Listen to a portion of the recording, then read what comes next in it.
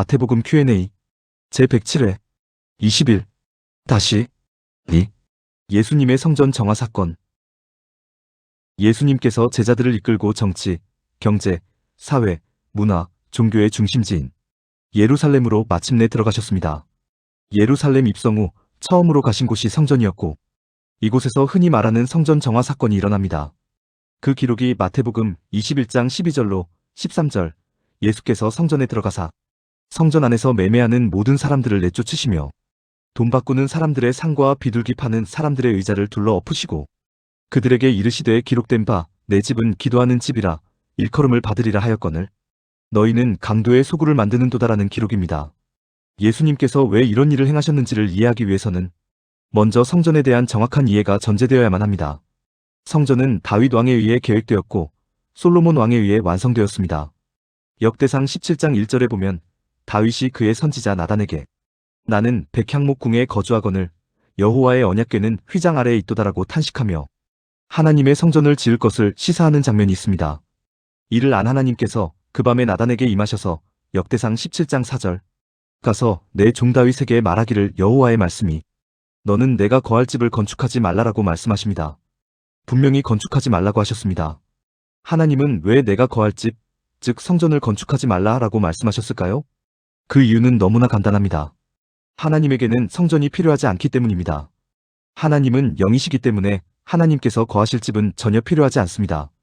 그러나 솔로몬은 기어이 성전을 건축합니다. 사람은 정말로 말릴 수가 없는 존재입니다. 그렇게 하지 말라고 해도 기어코 하는 게 죄인입니다. 하나님은 어떻게 하셔야 할까요? 말 안 들었다고 그를 징계할까요? 순종하지 않았다고 그를 심판할까요? 하나님께서는 그냥 놓아두십니다. 이스라엘 백성들이 왕을 구할 때 왕이 아무 소용이 없다는 것을 아시면서도 그들이 너무나 간절히 구하기에 왕을 세워주셨던 것처럼 솔로몬의 성전 건축도 그냥 놓아두시는 것입니다. 너희들이 성전을 그렇게 원한다면 해봐. 성전이 너희들의 삶에 도움이 되고 보탬이 된다면 해봐. 이런 마음으로 그냥 놓아두시는 것입니다. 하나님은 절대로 사람의 삶을 강제하지 않습니다.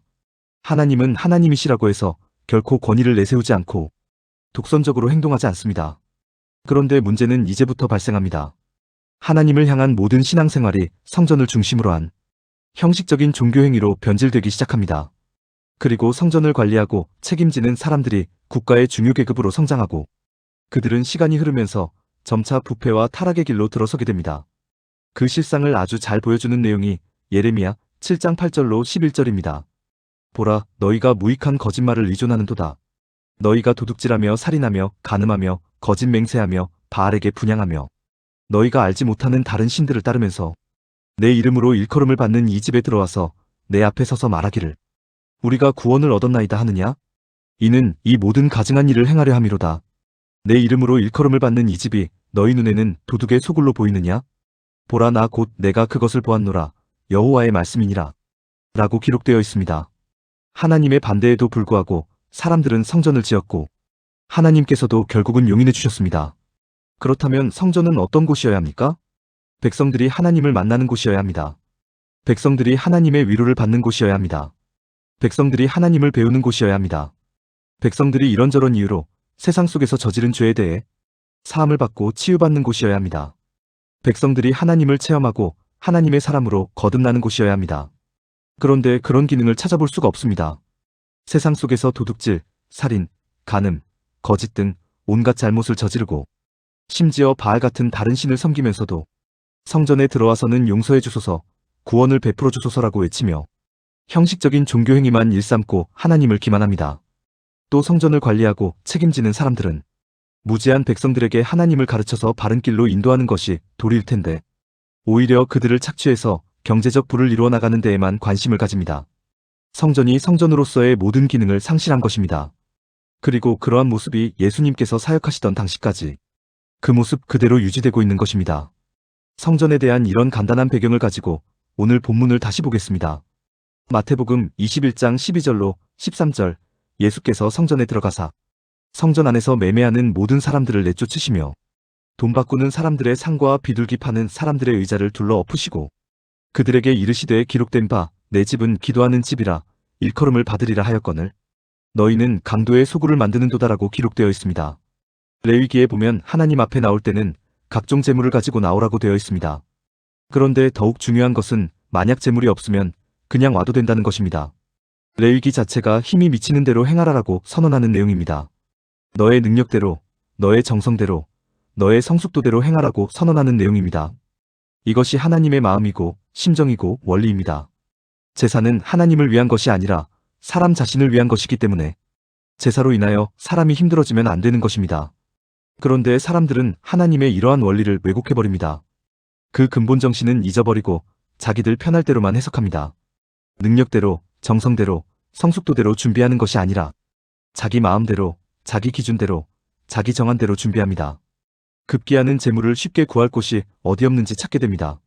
집에서 성전까지 재물을 가져가는 것도 번거롭고 귀찮은 일인데 성전에서 재물을 매매하면 어떨까 하는 생각을 하기에 이릅니다. 모두에게 죄적 원리가 작동되고 있는 것입니다. 옛말에 뛰는 놈 위에 나는 놈 있다라는 말이 있습니다. 이 말을 오늘 상황에 적용하면 뛰는 죄인 위에 나는 죄인 있다라고 바꿀 수 있습니다. 사람들이 성전에서 재물 구하기를 원했다고 했습니다. 수요가 있으면 당연히 공급이 따라가게 되어 있습니다. 재물 사기를 원하는 자가 있기에 재물을 파는 자가 당연히 생기게 마련입니다. 그리고 그런 행위가 공공연한 행위로 바뀌게 되고 시간이 흐르면서 아예 제도로 자리를 잡아갑니다. 그리고 그 제도를 악용해서 아예 돈벌이에 나서는 사람들이 생기게 됩니다. 여러 가지 재물을 준비해 놓습니다. 그런데 이곳은 거룩한 성전이기에 세상 돈을 사용해서는 안 된다고 이야기합니다. 그래서 세상 돈을 성전 돈으로 바꾸어서 재물을 구매하라고 이야기합니다. 돈 바꾸어 주며 이익 챙기고 재물 팔아서 이익 챙기고 성물 팔아서 이익 챙깁니다. 성전이 세상 속 시장과 다를 게 전혀 없습니다. 오히려 더하면 더했지 덜하지 않습니다. 성전이 죄의 원리가 지배하는 죄의 소굴이 되어버린 것입니다. 하나님을 만날 수 없고 하나님의 원리와 가치를 찾을 수 없습니다. 말로만 하나님이 거하시는 하나님의 집이지 그곳은 이미 하나님의 집, 즉 성전이 될 수 없습니다. 그야말로 강도의 소굴로 전락해버렸습니다. 그런데 더욱 심각한 문제는 비록 이런 성전이라 하더라도 강도의 소굴이라 하더라도 그곳에 가서 위로받고 치유받고자 하는 사람들이 있는데 결국 그런 사람들이 갈 수 없는 상황이 생긴다는 것입니다. 그런 사람들이 누구입니까? 바로 돈 없는 자들입니다. 가난한 자들입니다. 성전에서 재물을 살 수 없는 자들입니다.